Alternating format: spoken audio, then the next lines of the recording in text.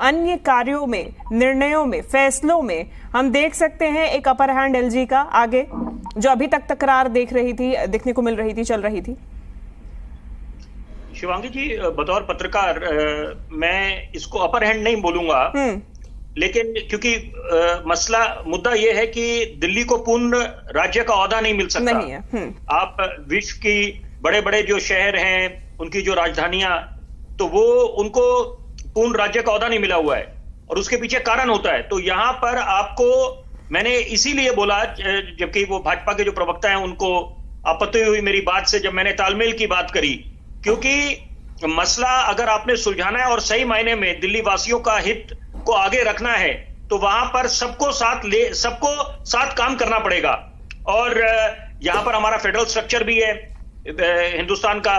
तो सबसे बड़ी बात है कि अब एक तरफ से तो एक बात तो तय है कि यहां पर आपको एलजी को एड एंड एडवाइस की कोई वो बाध्य नहीं है कि वो आप काउंसिल ऑफ मिनिस्टर्स की एडवाइस लें और तब कोई फैसला करें। तो यानी ये अच्छी बात है। और सबसे बड़ी बात है कि विकास के कार्य जिनको एक गतिरोध लगा हुआ था, वो अब तेजी, उसको रफ्तार पकड़ लेनी चाहिए। क्योंकि सबसे बड़ी बात है कि दिल्ली वासियों का हित, क्योंकि तमाम मुद्दे हैं, जब चुनावी मैदान में उतरे थे, क्योंकि आपने मेरे से राजनीतिक दृष्टिकोण से बोलने के लिए बोला है, जब चुनावी मैदान में सारे उतरे थे, अब अच्छी बात है कांग्रेस की भी वापसी हुई है, लेकिन परिणामों को मद्देनजर रखना चाहिए कि आत्मविश्वास अच्छी बात है, सातवें आसमान पर है विपक्ष का, इंडिया अलायंस का।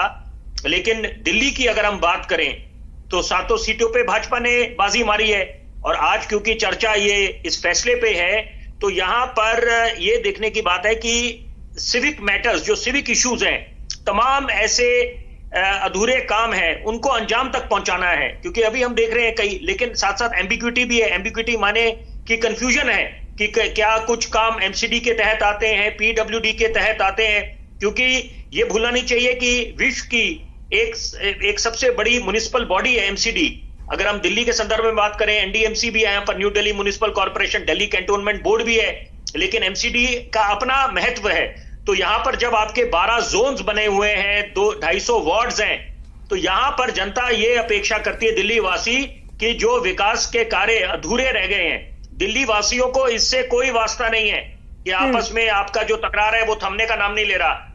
उनको इंतजार है कि अधूरे ये जो काम है वो मुकम्मल कब होंगे, और ये ना खत्म होने वाली फिरिस्त है। क्योंकि यहां पर आप अगर देखें कि कितने मुद्दे बाकी हैं अभी, आप, और वहां पल्ला झाड़ दिया जाता है। अब कोचिंग सेंटर को ले लीजिए, वो डेथ सेंटर बना हुआ था। आशा किरण होम को देखिए, शेल्टर होम को, वहां पर क्या हुआ। और जल संकट, जब पहले पानी की किल्लत हुई, उसके बाद जब पानी थोड़ा बरसा ऊपर से रिमझिम, तो वहां पर अलग बाढ़ वाली स्थिति आ गई। एक तरफ आप बोलते हैं झीलों का शहर बनेगा, तो यह क्या झीलों का शहर ऐसे बनाना है? और पार्कों की हालत देखिए। मैं चाहता हूं इस चर्चा में उस बात का भी जिक्र हो कि हम लोग जितने स्वास्थ्य चिकित्सक हैं, हम स्वास्थ्य मॉडल की तो बात करते हैं, मैं उसका पूरा सम्मान करता हूं कि एक अच्छा प्रयास करा है आम आदमी पार्टी की सरकार ने। लेकिन साथ साथ ये भूलना नहीं चाहिए कि जो स्वास्थ्य चिकित्सक है वो ये इस बात से सचेत करते हैं लोगों को कि आप अपना जो लाइफस्टाइल है, सेडेंटरी लाइफस्टाइल है, उसको बदलें, लाइफस्टाइल में चेंजेस लाएं। लेकिन मुश्किल ये है कि जो बगीचे हैं, वो बगीचे जो है आउट ऑफ बाउंड्स हैं, या उस व्यवस्था में नहीं है कि जो लोग जा सके, वहां पर सैर कर सके।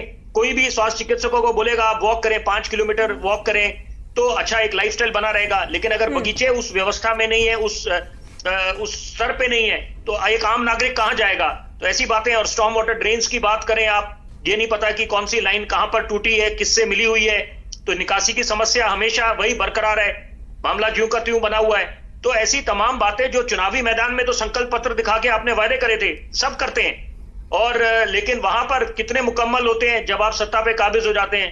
मुझे लगता है इस तरफ ध्यान केंद्रित